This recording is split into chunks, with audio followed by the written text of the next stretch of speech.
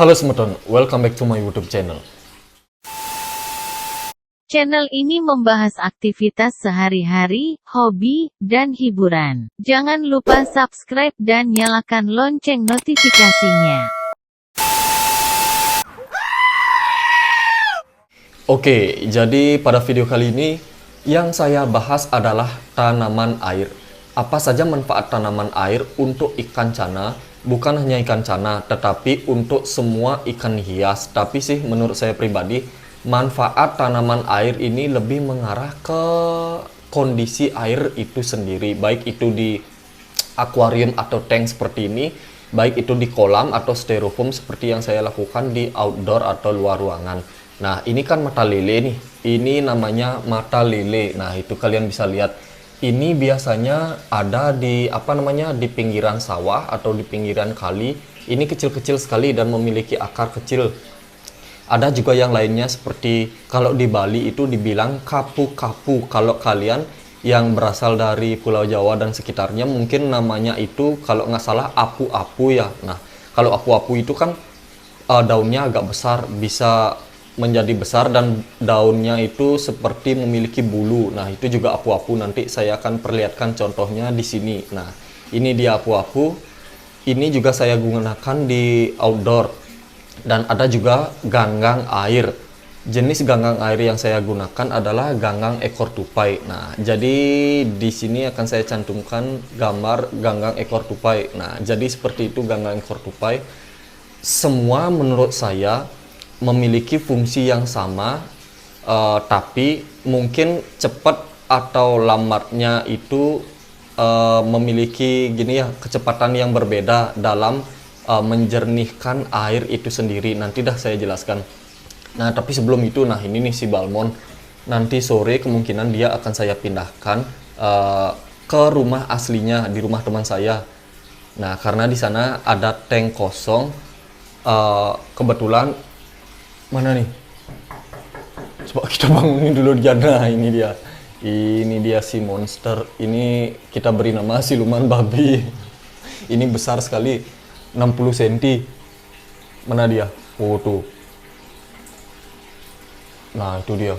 Besar sekali. Ini udah saya pindahin dari rumah teman saya. Udah nyampe di sini tuh kayaknya 2 hari yang lalu ya kalau nggak salah. Tapi karena saya berhubung sibuk dan tidak pernah membuat konten selama 1 minggu, makanya saya nggak update dia. Nah, jadi si balmon ini nanti sore akan dipindahkan. Nah, dia habis makan. Nah, itu dia habis makan karet lampu. Udah 4 hari perutnya kembung. Ternyata kemarin sore sudah dikeluarkan atau dimuntahin. Jadi bagi kalian yang ikannya menelan sesuatu, contoh seperti karet karet heater, karet lampu dan sebagainya, itu jangan khawatir.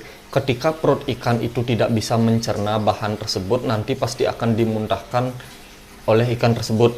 Bukan hanya itu, contoh juga seperti keong turbo, keong apalah itu dan sebagainya. Nah, ini hampir semua saya tempatkan mata lele di sini. Nah, itu juga. Nah, ini kalian bisa lihat sendiri. Nah, ini miabi nih. Nah, ini dia. Oke, saya jelaskan satu persatu apa saja manfaat dari tumbuhan air ya. Ini saya gunakan satu contoh mata lele.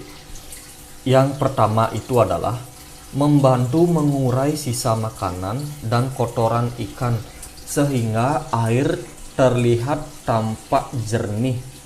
Kan banyak nih yang bertanya nih, Bli, airnya kok bisa jernih tanpa filter sama sekali, padahal di bawahnya itu kotor sekali, banyak kotoran ikan dan segala macam.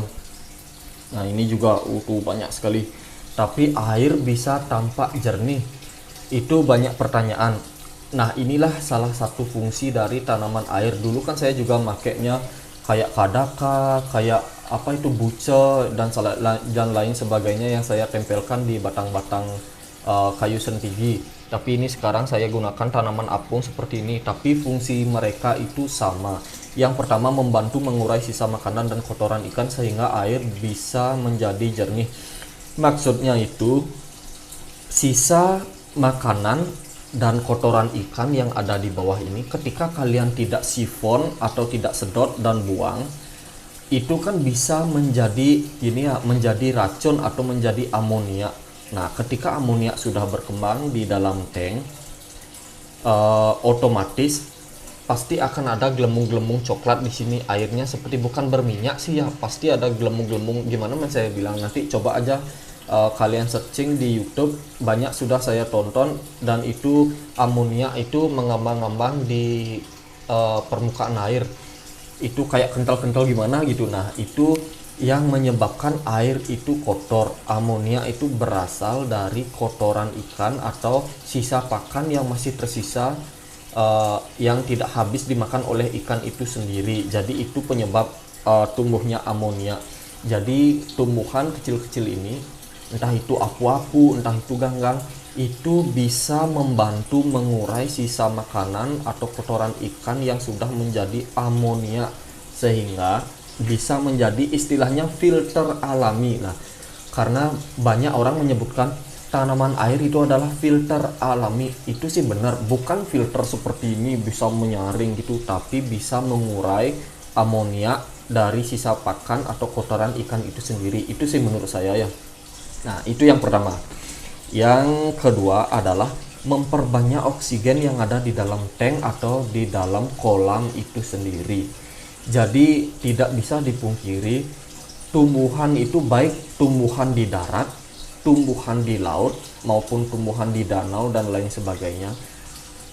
Sejatinya tumbuhan itu kan memang mengeluarkan oksigen dimanapun kalian cari. Kalau malam-malam biasanya tumbuhan di darat itu baru mengeluarkan karbon dioksida. Jadi seperti itu. Khusus untuk ikan cana kan mengambil nafas, mengambil oksigen atau udara melalui gini ya. Biasanya dia nguap ke atas. Nah, itu kalau ada ikan lain, tipe ikan lain itu tidak seperti ikan cana. Jadi mereka itu menangkap banyak. Jadi mereka itu menangkap oksigen yang ada di dalam air. Jadi istilahnya gini, jika oksigen yang ada di dalam air itu sedikit, contoh nih seperti ikan-ikan lainnya, seperti ikan koki atau ikan apa, pasti dia mangap kayak dia mabuk. Nah, jadi ini juga salah satu fungsi dari tumbuhan air, yaitu memperbanyak oksigen yang ada di dalam air. Nah, itu yang kedua. Udah kan? Yang ketiga, melindungi ikan dari panasnya sinar matahari. Kalau ini kan di indoor ya.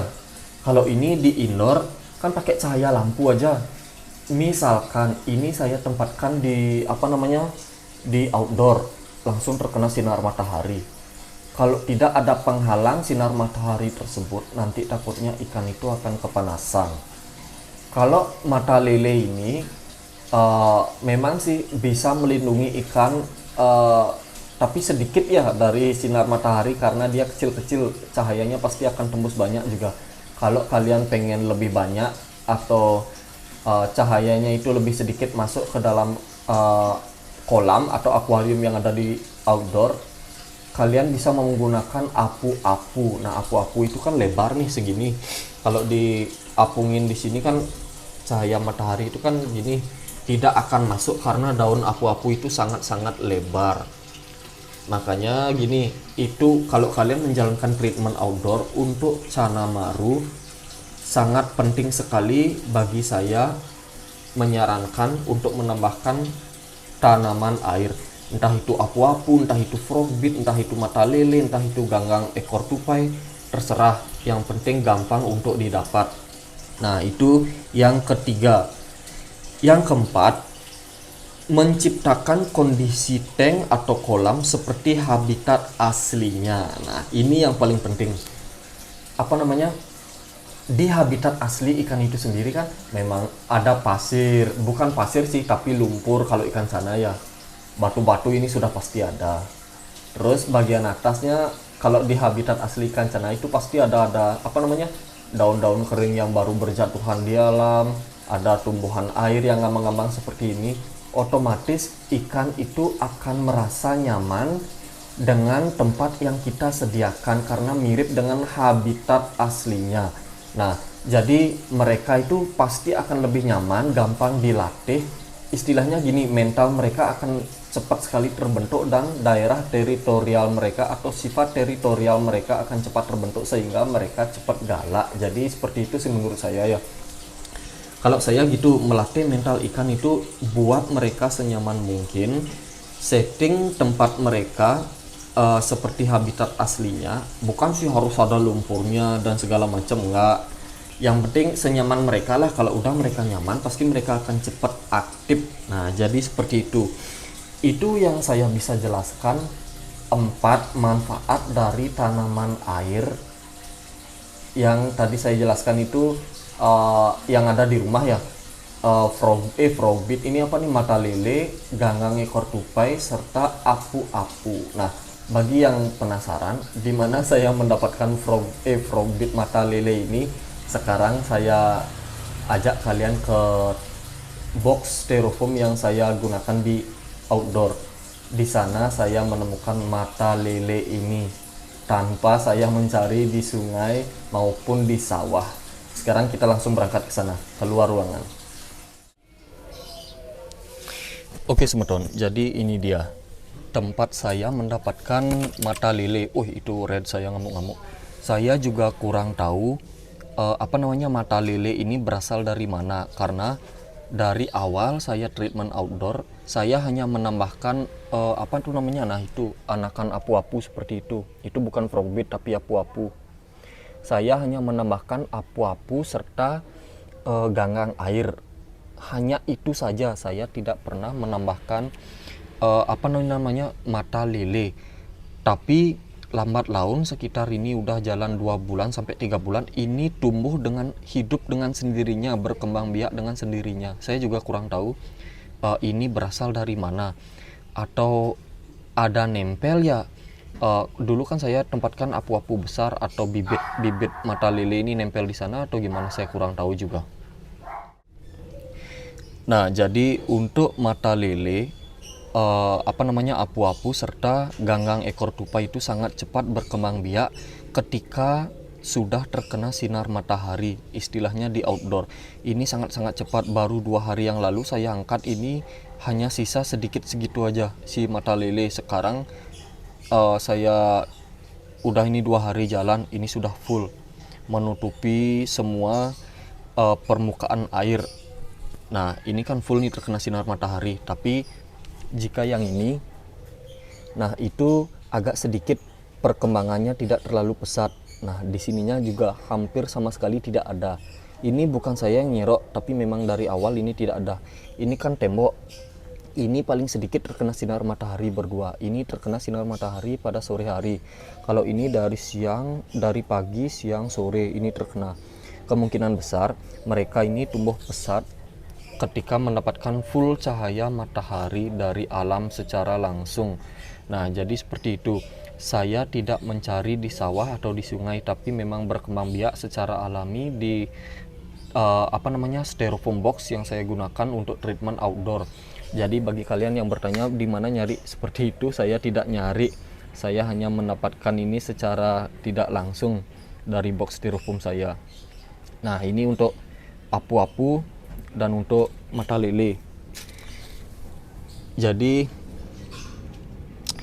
ini ganggang ekor tupai yang saya bilang tadi. Ganggang ekor tupai itu salah satu tumbuhan air yang sangat kuat hidup dan cepat sekali berkembang biak. Fungsinya juga sama seperti frogbit dan frogbit, mata lele, tadi apu-apu. Ini fungsinya sama, tetapi banyak channel yang sudah mereview kecepatan beberapa tanaman air dalam menyerap amonia sehingga membuat air itu cepat jernih. Nah, saya juga nonton channel-channel seperti itu. Yang paling canggih itu ini ganggang ekor tupai. Mana dia? Nah, ini ganggang ekor tupai, tapi ini sudah ditumbuhi lumut. Nah, ini dia progresan saya di outdoor. Nah, jadi seperti itu. Kalian bisa cari beberapa referensi tanaman air di YouTube dan kecepatan atau keampuhan tanaman air itu dalam membuat air itu jernih sejernih mungkin. Nanti sudah ada banyak referensi videonya di YouTube, kalian langsung aja cari. Nah, mungkin cukup sekian video kali ini untuk pembahasan saya mengenai tanaman air untuk ikan cana atau ikan hias lainnya. Semoga bermanfaat. Sampai jumpa di video selanjutnya.